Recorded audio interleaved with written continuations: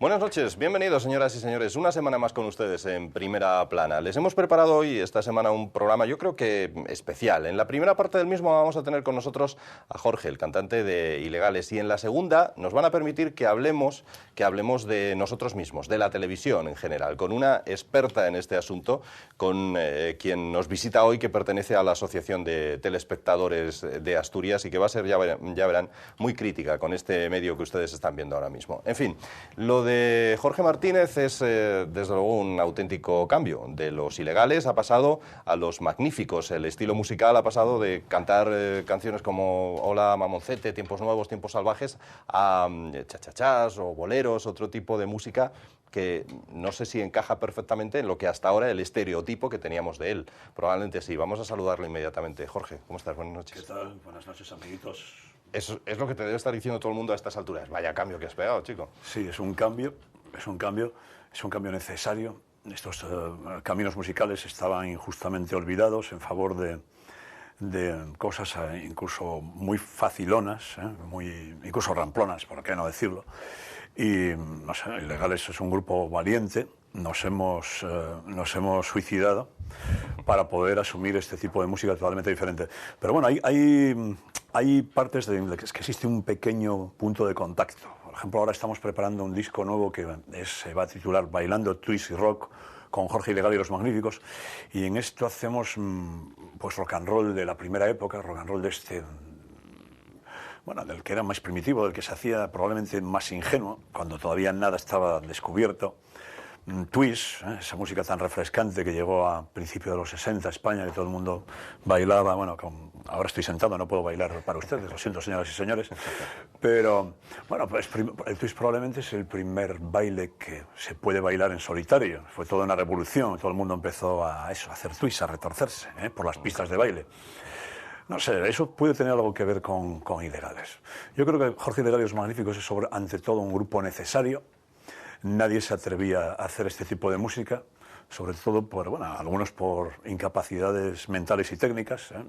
No todos los grupos tienen tampoco la valentía de afrontarlo. En Ilegales siempre hemos sido gente valiente. Yo soy un tipo valiente, ya se ve, con la gracia y el desenfado que me desenvuelvo en los medios televisivos y en los clubs nocturnos y esas cosas. ¿Y vas de macarra a tierno ahora? ¿O cómo es esto? No, esta música no es tierna. Vamos a ver, hay una canción, por ejemplo, Trouble, que dice, que no es precisamente tierna. Te voy a traducir lo que dice. Bueno, nosotros tenemos la versión en español. Dice, si buscas pelea, este es el sitio. Si buscas pelea, mírame la cara. Nací de pie y sabiendo hablar. No es una pelea tierna, no, es una pelea cruda. Esas peleas tiernas son más propias de, yo qué sé, no sé, no quiero mencionar a ningún artista de estos babosos porque eso creo que provoca alopecia. Y mi brillante cabeza, brillante porque he echado una crema que me permite este brillo, aparte de otros brillos que uno tiene. Pues sí, no muy secretamente, ya lo saben ustedes. Bueno, ¿y por qué ese cambio? ¿Los Ilegales estaba agotado el tema? ¿Alguno dirá eso? No, los Ilegales no estaba agotado, los Ilegales estaban en su mejor momento, estábamos cobrando más dinero que nunca, teníamos el caché más alto posible, pero era necesario afrontar esta película. No obstante, Ilegales, aunque en España ya no tocamos más, hemos dado conciertos creo que exhaustivamente, en vista de las reclamaciones que nos han hecho el público americano, pues nos hemos visto obligados en los últimos tiempos a a dar giras bastante completas por los países que así lo han reclamado, ¿no? Entonces, en los últimos tiempos hemos estado 3 veces de gira por América. Hemos visitado Ecuador, México, Colombia. Ahora tenemos pendiente cosas, se les debemos esos conciertos. Yo no soy un tipo de los que da la razón al público siempre, esos artistas tan babosos, tan reverenciantes constantemente, a mí me dan asco.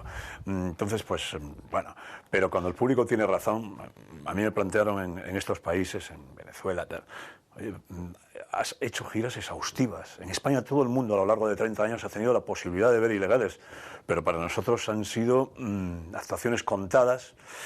Y la verdad es que conciertos a veces demasiado masivos, incluso hemos llegado a las 24.000 personas, donde un concierto de tantas personas, la verdad es que es una estafa. Nosotros sí entramos en dar conciertos de esos, lo hacemos por la pasta, eso tengo que reconocerlo. Te pagan mucho más con...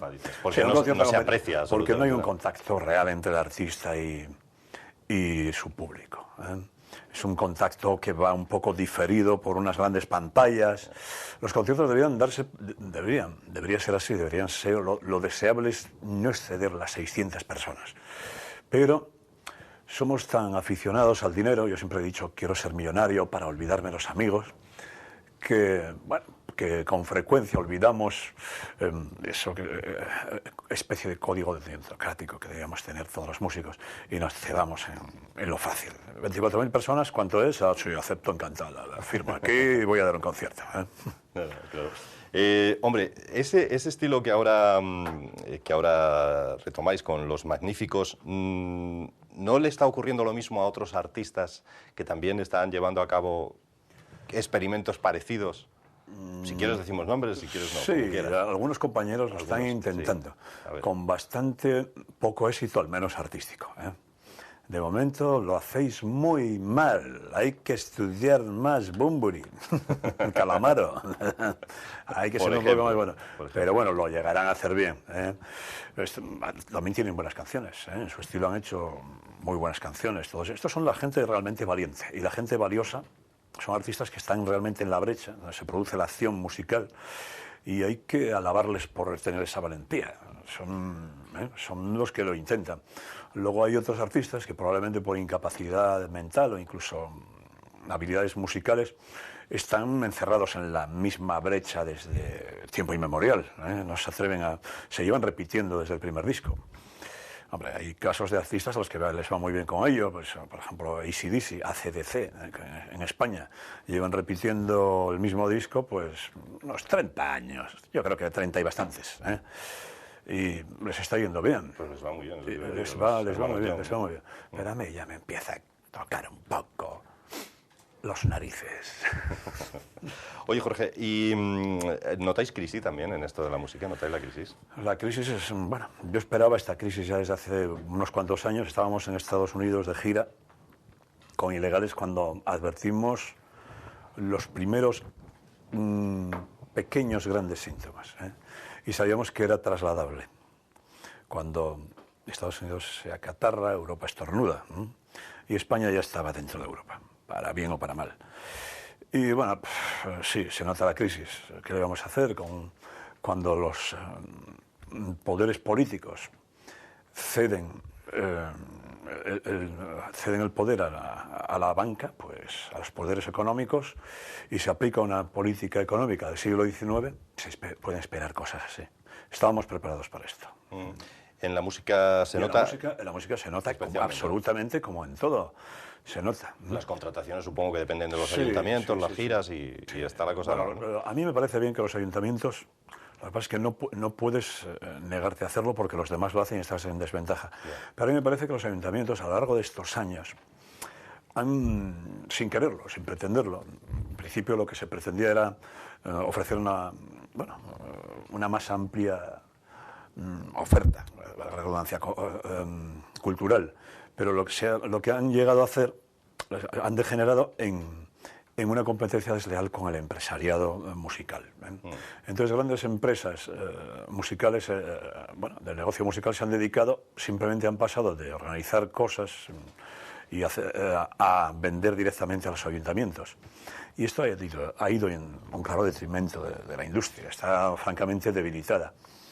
Que en la última gira de Ilegales hemos podido constatar que al ir ya desapareciendo con algunos ayuntamientos en crisis y al ir desapareciendo esa competencia desleal, hemos conseguido llenar, pues, yo qué sé, cientos de conciertos.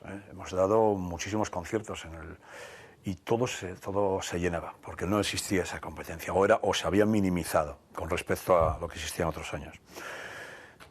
Probablemente las aguas tengan que volver a su cauce y los grupos te van a tocar en pequeños clubs, pero con una muy buena sonoridad, que la música sea lo que nunca tenía que haber lo que jamás tuvo que dejar de ser.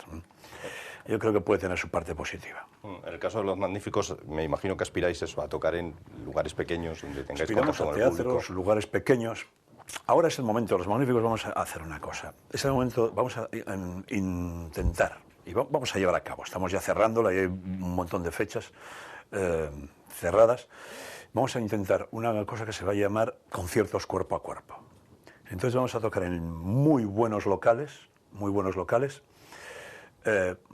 pero no como están haciendo otros grupos, que vas solo el guitarrista y cantante de la banda con una guitarra, o a lo sumo dos para abaratar costas. No. Nosotros le vamos a poner toda la carne en el asador, como siempre me he dicho, somos realmente valientes, y lo que vamos a hacer es ir todos con nuestros elegantes trajes, con nuestros magníficos instrumentos de época, guitarras de los años 30, 40, 50, vibráfono, en fin, una colección de instrumentos de viento muy completa, instrumentos de percusión, vamos a ir con todo, ¿eh? Vamos justo a la contra, nos lo podemos permitir, ¿eh? ¿Quién dijo miedo? Supongo que entre esa revisión de éxitos de los 50 a los 60 no habrá ni pasodobles, ni rumbas, ni cosas parecidas. Odio los pasodobles, eso es algo que, odio los pasodobles, la música tipo Manolo Escobar, esa especie de rumba tal, este es un personaje que ha arruinado mi infancia, en fin. Pero no solo hacemos revisión de temas, sino que el 50% del repertorio está constituido por canciones construidas a partir de los viejos moldes. O sea que estoy escribiendo tangos, estoy escribiendo boleros, cha-cha-chas, twist, o sea, todos estos estilos ya abandonados, probablemente porque los músicos sobre todo la industria musical, con el paso del tiempo se ha hecho cada vez más cómoda y quiere hacer arpista de cualquier tipo que encuentran por ahí por la calle, con una fotografía agradable. Entonces, pues, en fin, estamos asistiendo a que se potencien una especie de subproductos que, la verdad, tienen muy poquito de musicales. En cambio, todos estos estilos antiguos sí entrañan una gran competencia a nivel musical y artístico, ¿eh? Hay una gran carga artística en ellos. Cada vez hay más gente que estaba pensando que quiere ser, como tú decías antes, con una foto más o menos agradable, más o menos fotogénicos, pero que quieren ser cantantes, etcétera. Hay cantidad de programas dedicados a ello, ¿no? Número 1, el Operación Triunfo. Sí, son programas que, como sabéis los expertos en televisión, son programas baratos, porque esta pandilla de imbéciles pues no cobran nada en absoluto por ello, son un poco gilipollas, ¿qué le vamos a hacer?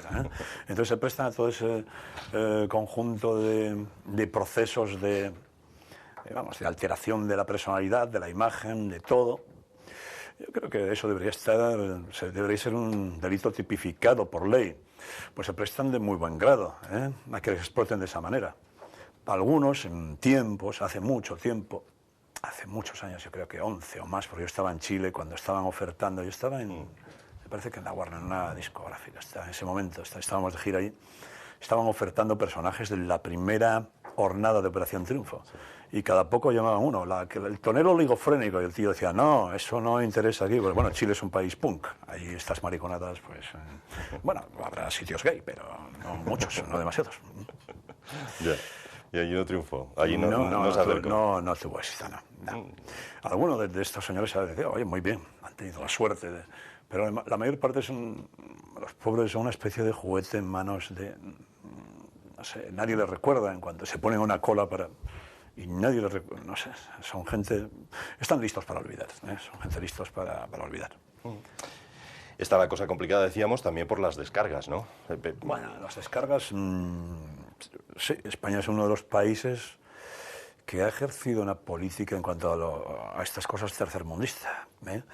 Y esto, a todos nos gusta robar, ¿eh? El robo es muy bonito, señores y señoras, el robo es cojonudo, ¿para qué no decirlo?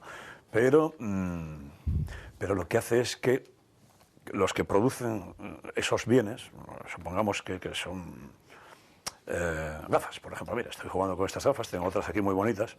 Si todo el mundo robase gafas y los fabricantes de gafas no pudiesen venderlas, se dejarían de llevar gafas. O sea que usted tendría que ir con el sol que hace esta noche, a pleno sol nocturno, sin gafas, fíjese usted. Pues esto ha pasado con la música. Una gran parte de artistas han dejado de grabar. Dejan de grabar porque se lo van a descargar y claro, no se pueden asumir los enormes gastos que representa un estudio de grabación. Hay que pagar a los músicos comen, señores y señoras, sí, ustedes no lo saben, pero comen cuando nadie les ve. Y bueno, pues tristemente lo mismo pasa con el cine, han desaparecido un montón de obras posibles. Hay menos cosas de las que había hace unos años, sí. Eso es cierto. ¿Y esto es política o es una forma de ser española, como dices tú, que si nos dan algo gratis, ¿para qué lo vamos a pagar? Yo creo que alguien le debía algo a las grandes operadoras. Alguien le debía algo a Telefónica, alguien le debía algo a, en fin, a todos estos señores y a la banca que lo sustenta. Entonces, pues, al arte, bueno, a la cultura, la cultura, ¿dónde vamos a recordar? En cultura inmediatamente. Y en la salud también, ¿por qué no? De paso, ya está, perfecto. Te veo muy enfadado con los bancos. ¿Has ido a pedir un crédito últimamente? No, nada. Yo a esos no les pido ni la hora. Y si le doy la mano a un banquero, luego me cuento los dedos. Por si acaso. Bueno, ¿has visto eso de que tú llevas ahí, decían en televisión, tú llevas allí tus ahorros y ellos a cambio el boli lo tienen atado con una cadena, porque no te lo lleves, ¿no? Es una hostia, sí, lo hacen de puta madre, Yo lo que quiero hacerme realmente es un banco. Sería lo mejor. Oye, por cierto, ¿los Magníficos van a estar por Asturias este verano? Los Magníficos sí vamos a estar. Vamos a dar, me temo que solo vamos a dar un concierto en Asturias. Bueno, los Magníficos ya llevamos un par de meses preparando lo que va a ser nuestro segundo disco, que se llama Bailando Twist y Rock con Jorge Ilegal y los Magníficos. El 50% de las canciones son composiciones propias, son mías, son cojonudas. El otro 50% no son menos malos, son de grandes compositores como Johnny Leiber, Mike Stoller, yo qué sé, en fin. Son, en fin. Y estamos grabando ese disco en estos momentos. Y bueno, tenemos un compromiso en Nava, vamos a tocar en Nava el día 8, me parece, con Jorge Ilegal y los Magníficos. Me interesa porque es una experiencia interesante. Es trasladar a unas fiestas Festival de la Sidra, ¿no? Sí, un festival de la Sidra. Es un domingo, una hora determinada. El experimento es interesante. Es llevar a una orquesta tal y como deberían ser las orquestas. Las pequeñas grandes orquestas de antaño eran orquestas la de Antonio Marchín era un cuarteto, la que tenía Guapa, cuando aquella música que tiene una gran raíz folclórica, bueno, pues se interpretaba con pocos músicos, porque es como suena realmente bien, es como suena más íntima. Pero luego lo que pasaba en los discos de los años 30, 40, es que por las deficiencias de los aparatos fonocaptores para grabar, las referencias que tenemos de ellos es que se añadía una gran orquesta que desvirtuaba todavía más el sonido y perdía todo ese... Pero con los Magníficos vamos a poner toda esta música, también rock, por supuesto vamos a hacer rock, vamos a hacer tangos, chachachás, boleros, vamos a poner esto en una fiesta de estas de baile. Y creo que va a salir muy bien el experimento. Porque las pequeñas gran orquesta no es la que toca muy bien los éxitos de siempre, es la que además tiene éxitos originales. Esto es lo que pasaba, estas eran las realmente buenas.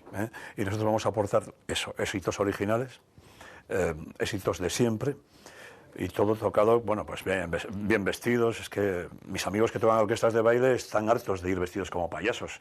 Sí, he encontrado a más de uno escondiéndose para que no les vea. Joder, Jorge, no queríamos que nos vieses vestidos así, joder.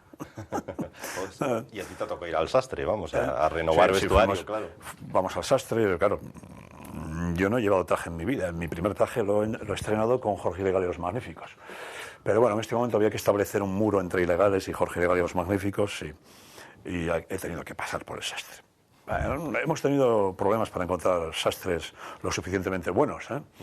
Hemos encontrado unos que tenían los antiguos patrones, ya se habían jubilado, pero les gustó el proyecto y nos confeccionaron unos trajes, yo creo que elegantísimos, unos trajes que nos quedan realmente bien. De hecho, voy a ver si les convenzo para que nos hagan otra tanda de trajes, y por si se jubilan muy definitivamente, ya sabes, esas cosas que hace Satanás, vamos a encargarles muchos más. Bueno, o sea que se han puesto guapos para dignificar ese mundo de las orquestas que... Sí. A ver si cunde el pánico, y algunos empiezan a imitarnos, tanto musicalmente como, en fin, vamos a rivalizar en elegancia, en gracia y en desenfado. ¿En Latinoamérica creéis que triunfará también Los Magníficos? ¿Está triunfando, de hecho, o qué? En Latinoamérica hay un gran interés por Jorge Rigal y Los Magníficos, en este momento. Todo el mundo nos pregunta en las entrevistas, y es una música que se adecua mucho a la zona geográfica, a las corrientes musicales que hay en la base. De hecho, hemos estado en México viendo grandes orquestas de ritmos latinos, en otros sitios hemos visto rock muy primitivo, tocado muy bonito, pero claro, en este momento no podemos transportar todo el bagaje instrumental, o sea, todos los instrumentos que son instrumentos de época, que pueden sufrir una avería con facilidad, teniendo en cuenta el cuidado que ponen las compañías aéreas, sobre todo Iberia, que es una gran destrozona de equipo, a la que le debo una patada en donde yo me sé. Pues, ¿cuántas cosas te han perdido en Iberia? Sí, me han perdido, me han destrozado. ¿Y te han destrozado? Y me han destrozado cosas, sí. A mí y a los músicos que están conmigo, sí. Tienen esa costumbre, ¿qué le vamos a hacer?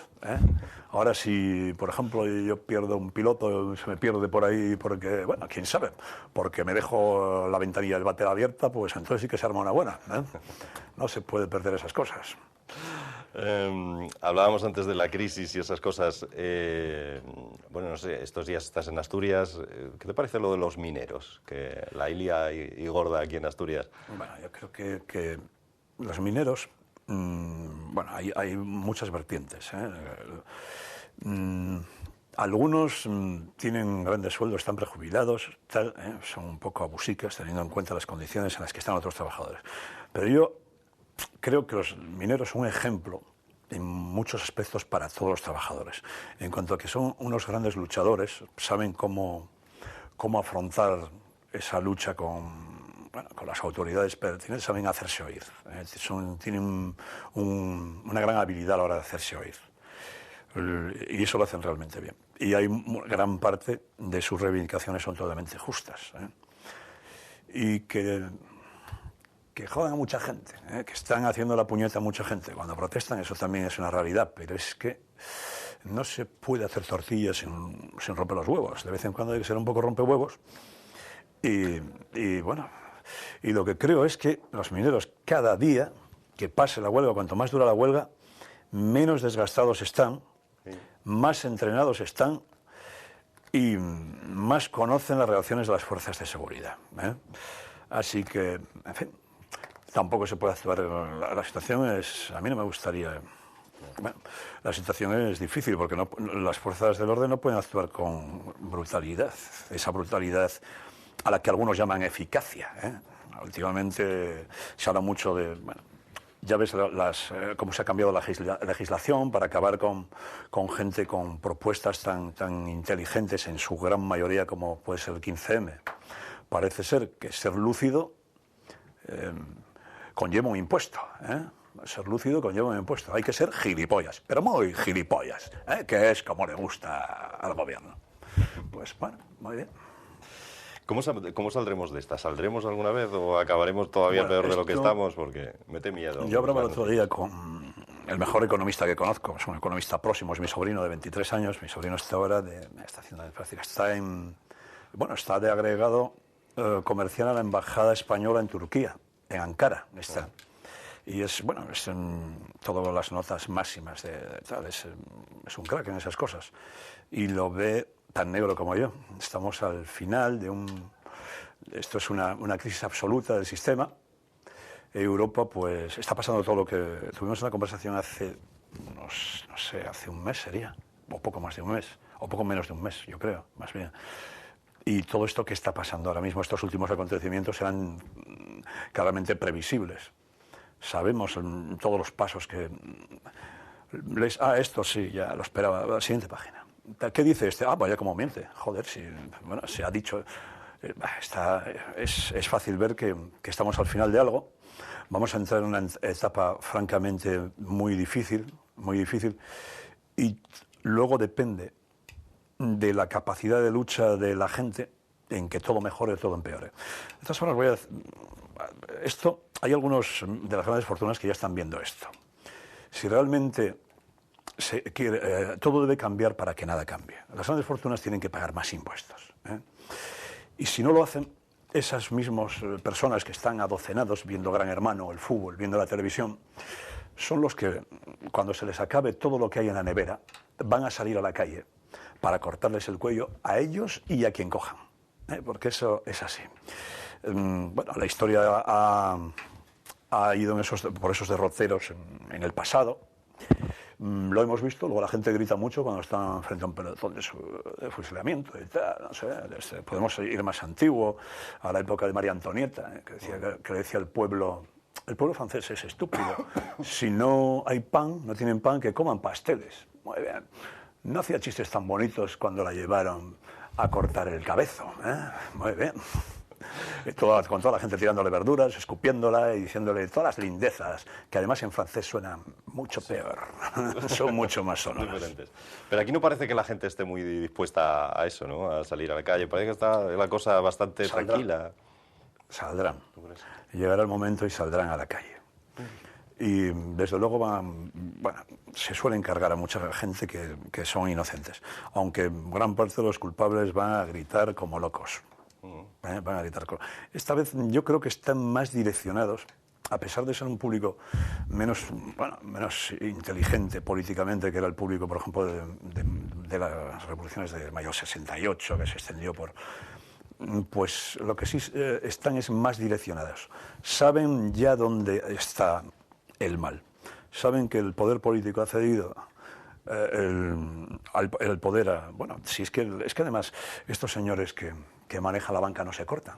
Cuando los directivos bancarios, los que mueven los grandes, se atreven a decir al poder político, es que señores, ustedes tienen que aprender ya y entender que tienen que atenerse al dictado de los mercados. Cuando se atreven a eso, es que todo el mundo les va a señalar con el dedo. No pueden señalarse de esa manera. A mí me parece poco inteligente por su parte. Deberían seguir actuando por su bien, más en la oscuridad, porque ahora ya se han señalado de manera muy significativa y les van a romper el culo. Eso es lo que va a pasar. ¿A la actualidad le pega más una canción de Los Magníficos o una de Los Ilegales como Tiempos Nuevos, Tiempos Salvajes? Tiempos Nuevos, Tiempos Salvajes es una... Y la música Ilegales en general es una música que no es que haya envejecido bien, es una música y los textos es que no han envejecido en absoluto. Son absolutamente actuales, ¿eh? Sobre todo, los de las canciones que eran serias como esa, porque eran canciones muy serias, como para hacer bromas, y eran muy verdad, porque una manera de ser serio es decir la verdad. Y las canciones, que eran bromas, eran buenos chistes. Los buenos chistes envejecen muy difícilmente, se quedan jóvenes para siempre. Son así de malvados, los buenos chistes. Y luego, en cuanto a Los Magníficos, pues sí que hay canciones que son muy aplicables. Claro que Los Magníficos, a pesar de utilizar moldes antiguos, son un grupo muy actual. Quiero con esto comentarte que un discurso punk cabe dentro de un bolero. Y lo realmente innovador de Los Magníficos es que en esos estilos pues introducen esa filosofía punk o ese discurso punk. Y eso se ha hecho ya hay una cierta tradición. La canción revolucionaria sudamericana de los años 60, 70, pues tenía un fondo de joropo, de esos valses de estos sudamericanos, en fin, de milonga, los tangos también, hay algunos que acusan un poco las desigualdades de... No, claro. Sí. Y no creo que sea tan distinto. No creo que sea tan distinto. Que existen boleros ñoños y estúpidos, joder, muchísimos, pero esos los desechamos inmediatamente. Esto es una porquería, fuera. Pues, al siguiente. Y luego, pues hagamos este bolero, pues sí está diciendo cosas. Los hay. En fin, cogemos lo mejor. Y hay mucho muy bueno para coger, porque estamos hablando de unos estilos que van desde el año 30 hasta el año 60. Son 30 años. 30 años que también 30 años han durado Ilegales. Ilegales empiezan en el 81 y acaban han durado 30 años. O Así que hemos hecho un recorrido musical realmente amplio, ¿eh? Con lo sinvergüenza que soy, vaya como he aprovechado mi vida, ¿eh? Te das cuenta ahora. Es como me ha dado tiempo a correrla por ahí, a bebérmelo todo, ¿eh? Me he bebido hasta los ríos del infierno. Y además he firmado con Ilegales 126 canciones magníficas. Jorge, que esperamos verte, como tú dices, en Nava o donde sea. Sí, bueno, en Nava, no sé, puede que nos veamos en el psiquiátrico, como he dicho una vez. El cuartelillo de la Guardia Civil es más que probable. Es también muy posible, sí. Muy bien. Bueno, son buenos sitios. Pues son buenos sitios. En peores plazas hemos toreado. Pues nada, pues buenas noches o buenos días, lo que sea, ¿eh? Muchas gracias, Jorge. Nos vamos a publicidad, señores. A la vuelta ya saben que vamos a hablar, como les decíamos, con la presidenta de la Asociación de Telespectadores. Vamos a hablar de nosotros, de la televisión en general, de cómo está la tele en estos momentos. Ahora mismo.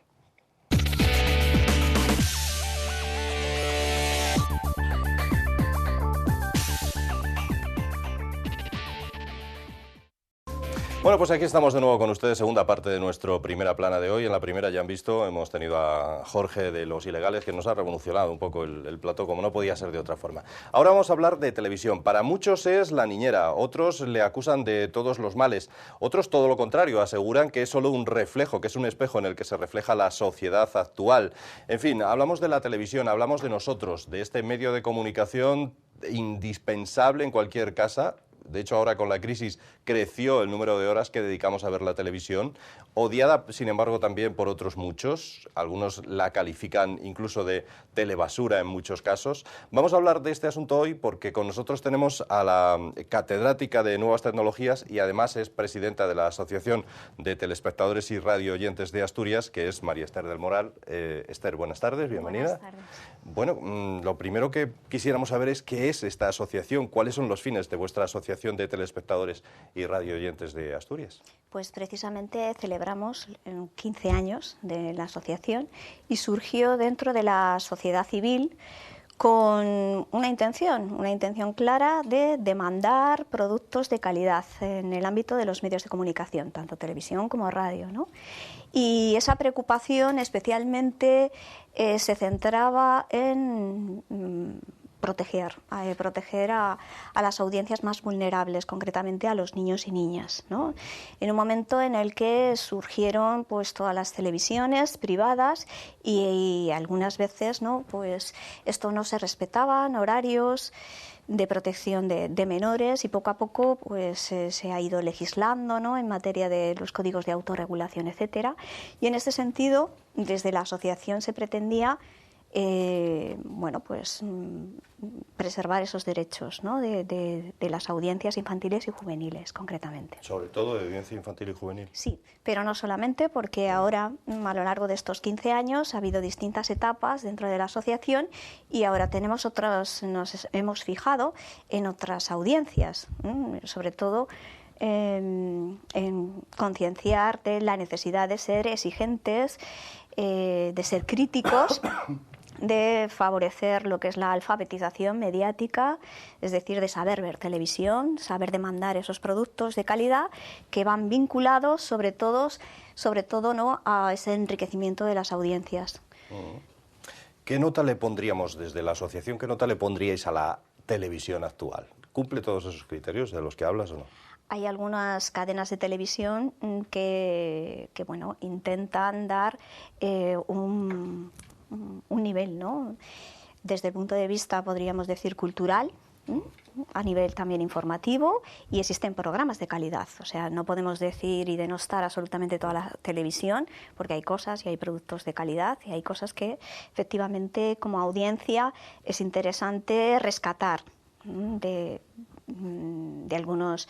A lo mejor podríamos exigir, ¿no?, que no estuviesen esos programas en unas franjas horarias que sean más marginales, y que se pusieran en horario de prime time. Los programas buenos los ponen a las 2 de la mañana. Algunas veces sí, entienden que la audiencia demanda otras cosas y no siempre es así.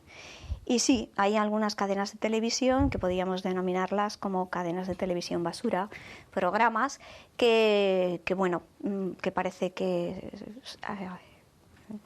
para buscar audiencia lo hacen a costa de cualquier cosa, ¿no? Bueno, pues todo ese tipo de programas basura que atentan contra la intimidad de las personas, que se convierten en escenarios, ¿no?, de insultos, de descalificaciones y de, más o menos podríamos denominarlo, ¿no?, como ese cotilleo, ¿no?, de las vidas ajenas o de las vidas o de las miserias humanas, ¿no?, en ocasiones, en algunos otros programas. Sin embargo, son los programas donde más audiencia hay. ¿Cómo se come eso? Bueno, eso es relativo. En algunas ocasiones sí, pero podríamos decir que qué alternativa le queda al telespectador. ¿Qué hay dentro de la parrilla en esos horarios que pueda ser competitivo? Si hubiese otra cosa de calidad, seguramente la audiencia no estaría viendo ese tipo de programas que solo redundan en lugares comunes. Bueno, algunos puede servir incluso de terapia, ¿no?, para ver que existen otras personas con mayores miserias o problemas, y uno pues incluso llega a autocomplacerse, ¿no?, de ver que siempre hay alguien más o peor, en peores circunstancias, ¿no?, que uno, ¿no? Bueno, creo que hay programas de calidad. Nosotros desde la asociación intentamos visibilizar esos programas que merecen la pena, que contribuyen a ese enriquecimiento de las audiencias, insisto en eso, y sobre todo poner en valor el trabajo de muchos profesionales de los medios que se dedican a, bueno, pues a esa tarea, ¿no?, a diseñar, que deben ser muy creativos. O sea, la gente que se dedica al ámbito de los medios pues tienen una alta dosis, ¿no?, de ver cómo integrar esos elementos para que sean motivadores, para que sean atractivos, para que cautiven a la audiencia, que no todo el mundo es capaz de hacerlo. Ya hemos visto algún programa, ¿no?, cómo el éxito pivotaba absolutamente en el hilo conductor o en el presentador, y sin embargo pues la audiencia bueno, pues lo ha abandonado y en ese sentido ha tenido que ser retirado de la parrilla de algunas cadenas de televisión. Estaba pensando que esto es un poco como lo del huevo y la gallina. ¿Qué fue antes? Los programadores argumentan que ellos ponen lo que el público les demanda, y el público a su vez dice que es lo que ponen en televisión, como tú misma decías. ¿Cuál de los dos lleva razón? Yo creo que, bueno, pues hay una responsabilidad o corresponsabilidad, vamos a hablar, ¿no? Efectivamente, si el espectador no es crítico, es conformista, en ese sentido no demanda otro producto de calidad y no es exigente para ello y se conforma con la mediocridad, pues lógicamente no habrá nadie que impulse a que los medios cambien o a que los medios adopten otros criterios, ¿no?, en busca de la audiencia. Y por otro lado, los medios de comunicación a veces bueno, pues realizan productos facilones, que lo único que en este caso, bueno, pues ¿qué le damos, ¿no?, al pueblo, ¿no? Entonces, ¿qué es? ¿Cuáles son esas, digamos, cuáles son esos ingredientes de un programa para que sea eficaz? Sea eficaz y cautive a la audiencia, sobre todo que le dé la oportunidad, ¿no?, de conocer, por ejemplo, otras culturas. Hay programas de éxito como son todos estos de Españoles por el mundo, Madrileños por el mundo. Moda, ¿no? Se ha impuesto porque tiene un doble componente. Por un lado, es un documental que te acerca a otros lugares, y por otro lado son los protagonistas los propios ciudadanos, que son ellos los que te pueden narrar en primera persona sus vivencias en otros lugares, ¿no? Entonces, ese componente hace que la audiencia se sienta identificada y además tenga interés por conocer, incluso motivar el viaje, ¿no? ¿Cuánta gente nos ha comentado, ¿no?, que ha hecho viajes a propósito de aquello que vio en televisión, aquella ventana, ¿no?, que se acercó a esa cultura, a ese país, a ese lugar? Esos programas son fórmulas de éxito y cautivan, bueno, eso. Y hay otro bastante interesante, cómo acerca, aunque esto ya ya viene de lejos, ¿no? Porque había programas de cómo acercar la ciencia a las distintas audiencias a través de experimentos como el fenómeno este, ¿no? Del hombre de negro en el hormiguero, que bueno, esa sección concretamente es interesante, ¿no? Porque lo que te está acercando es la ciencia y los experimentos científicos desde el punto de vista cotidiano, y lo que busca la audiencia es identificarse con algo que vale que puede ser científico, pero también es próximo a sus vivencias diarias. De esta serie de programas a los que te referías, madrileños por el mundo, españoles por el mundo, extremeños por el mundo, asturianos por el mundo, tienen un riesgo quizá, y es que quienes salen allí normalmente a todos les va bastante bien, los que se han ido a trabajar a otro sitio, y está provocando que mucha gente vaya a esos lugares y se encuentre que la realidad es mucho más cruda de lo que ofrece, de lo que dicen estos programas, ¿no? Bueno, ha salido en la prensa algún caso ya, ¿no? De gente que ha tenido que volverse porque no era tal y como parecía, ¿no? ¿Puede ser un cierto riesgo o no?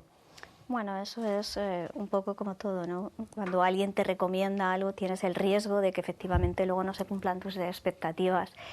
Pero en cualquier caso, esos programas te sirven de referencia y sobre todo te muestran cómo hay gente que vive diferente a nosotros, piensan de una manera totalmente y estructuran su sociedad también de otra manera, y no deja de ser pues un contraste, ¿no? Es el contrastar nuestras vivencias con las de otros pueblos o naciones. Ha aumentado el consumo de televisión en los últimos meses. Supongo que esto es producto de la crisis que impide que salgamos a cenar o al cine o a otros sitios y nos obliga a quedarnos más en casa. No tanto porque la calidad haya aumentado y nos llame más quedarnos a ver la televisión, me imagino, ¿no? Hombre, lógicamente es la televisión, el consumo de televisión es un ocio barato. Es un ocio barato, y en este sentido, dado que algunas familias se ven abocadas a ello, sería interesante, ¿no?, que tanto los medios y las televisiones recapacitasen cómo cumplir con estos espectadores y estar a la altura de esta nueva demanda, y demanda, bueno, condicionada en este caso por la crisis, pero yo creo que es una oportunidad. Yo no lo vería tanto como, bueno, pues una desgracia, ¿no?, sino como una oportunidad de presentar productos buenos de calidad y de que la gente pues se sienta satisfecha de aquello que bueno, pues se les puede ofrecer. Decíamos al principio que para muchos la televisión es la niñera, ¿no?, la que le cuida a los niños. Eso no sé si tiene también cierto riesgo, ¿no? Sin lugar a dudas, la televisión ocupa un tiempo de atención sobre todo al público infantil considerablemente, ¿no? Muchos niños no tienen a sus padres cuando llegan a casa, y es la televisión la que bueno, pues ocupa ese tiempo, entre comillas, ¿no?, de espacio de ocio informal. Y algunas televisiones pues no son conscientes de que están en horario de emisión, de horario protegido, y deberían tenerlo, porque bueno, pues esos niños están viendo unos modelos que a lo mejor no son los más adecuados, ¿no?, para sus edades o para su nivel de maduración psicológica, y por lo tanto creo que se debería reflexionar al hilo de qué tipo de modelos estamos presentando a esos futuros ciudadanos en un periodo de formación como es la infancia, en la que están marcando pues sus modos, ¿no?, de aprender en ese contexto social en el que se van a desempeñar. Hace poco veíamos cómo los ciudadanos pueden cambiar al final la parrilla de programación, con el caso de ese programa en el que se llevó a los familiares de un asesino, y pagando además por su presencia allí, y a partir de ahí la indignación fue tal que muchas firmas comerciales retiraron su publicidad de ese programa y tuvo que echarse atrás, ¿no?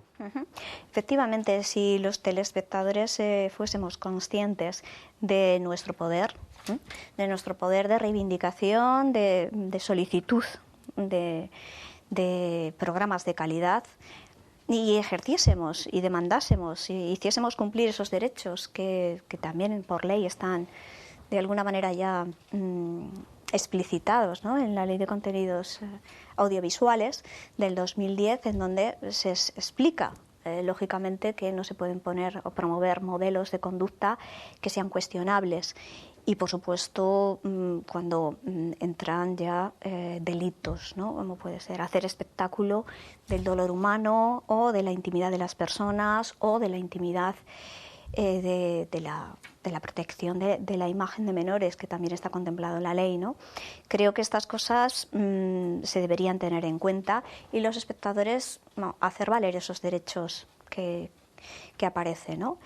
Y sobre todo, ahora mismo, el potencial que tienen los telespectadores a través de las redes sociales, etcétera, esto puede hacer que efectivamente se den giros en las programaciones de las cadenas de televisión para demandar algo que sea valioso y que contribuya a ese enriquecimiento, ¿no? de las audiencias, sobre todo porque los medios de comunicación tienen esos tres objetivos, ¿no? El informar, formar y entretener, pues que efectivamente se cumpla, ¿no? El informar se da por supuesto, ¿no? Que nos van a comunicar qué es lo que está aconteciendo.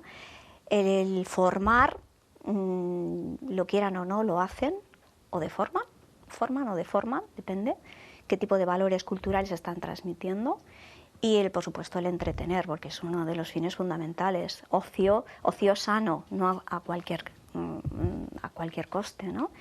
Y por eso pienso que, en este sentido, yo creo que las tres claves de las que identifico a un telespectador competente es que sea crítico, que sea comprometido, porque verdaderamente es algo propio que le puede afectar, que le afecta, como consumidor de los medios, y creativo, no solamente sea censor, ¿no? Sino que además haga propuestas, porque muchas veces las propuestas ya son bidireccionales.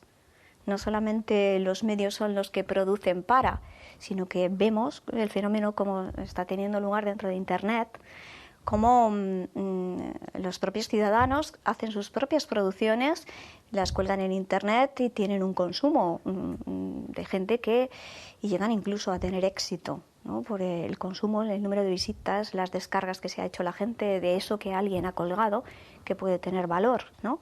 Yo creo que hay que llegar a hacer converger a productores y telespectadores creativos que nos lleven a diseños mucho más acordes con esas demandas actuales, ¿no?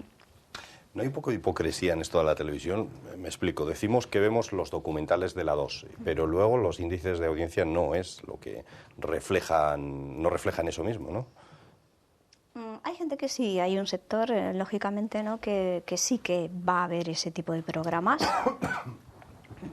Pero cuando trabajé en la aventura del saber en Madrid, la primera televisión educativa que surgió, dentro del Ministerio de Educación, un convenio que hubo con Televisión Española, ahí se veía cómo efectivamente la franja horaria de lo que era la aventura del saber era en una franja horaria que no era competitiva y no había una audiencia concreta.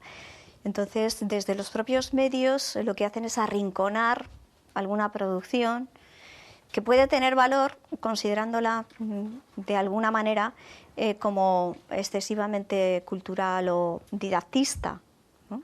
Entonces, si ya la propia cadena, en función de su parrilla, condiciona también el tipo de consumo que se va a hacer en determinadas horas, a la hora de estudiar el prime time de las cadenas de televisión,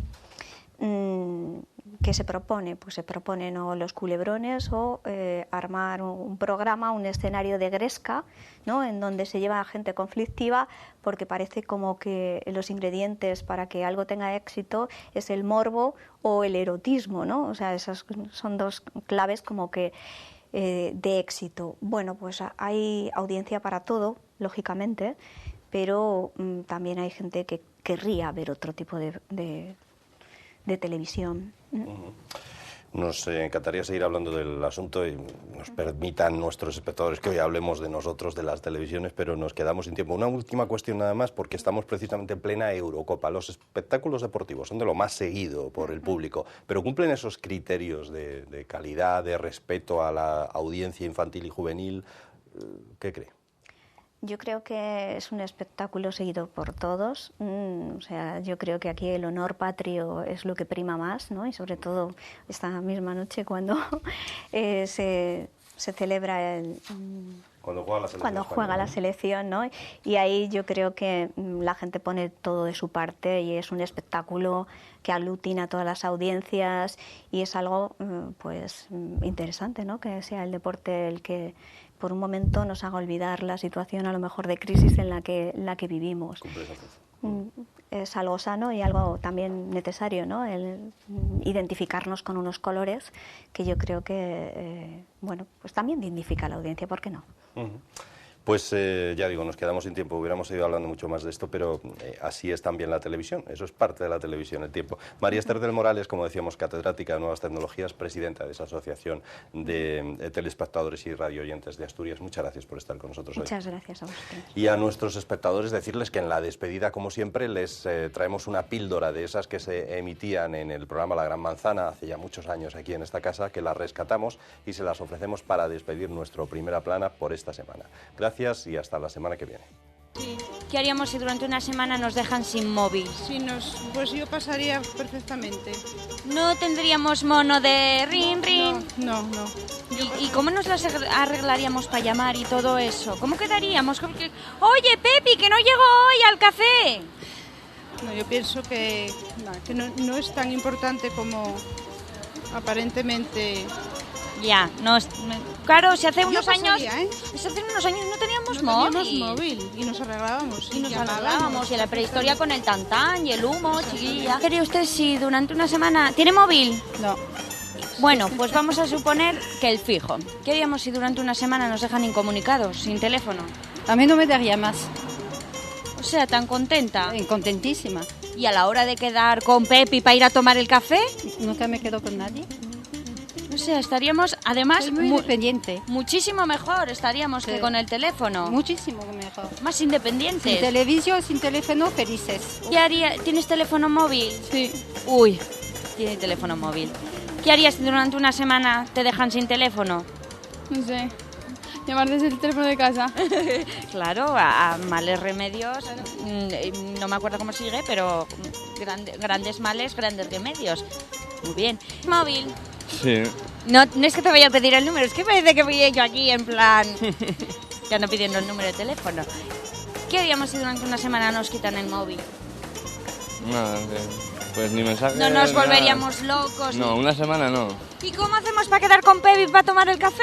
¿Con? Pepe o Manolo. Bueno, nada, el método tradicional, a picar. A picar, Claro, a casa. A casa, ¿no? Claro. ¿Y el humo y el tantán no? El humo y tantán, hombre, si tienes tambores, sí, claro. Yo me sentiría más cómodo todavía. El teléfono fue muy incómodo en la casa.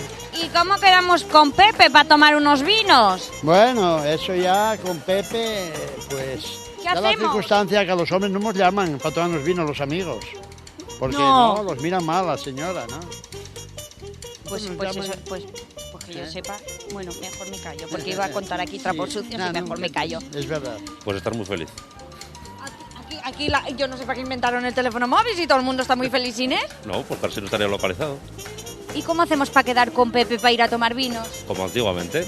Nos vemos... Utilizando el humo y el tantán. Pues a la hora de comer en casa, a la hora de cenar. Oye, mañana a tal hora nos vemos. No andaríamos todo el día... Es que eso del teléfono móvil, chico, cada vez no sé qué invento ha sido ese.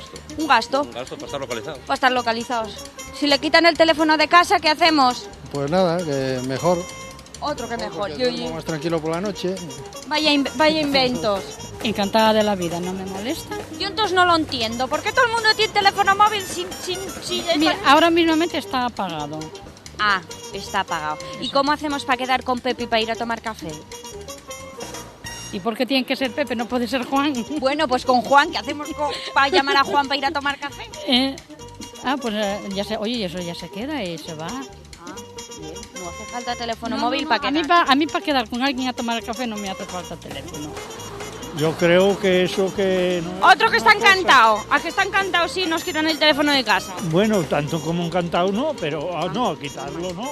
Bueno, quitarlo no, porque el teléfono hace falta también para Pues la sí, gente. pues sí, pues si pasa algo. Ahora que para estar dando la charla a lo tonto y eso es un Claro, hablar, no. Nada, una pérdida de tiempo.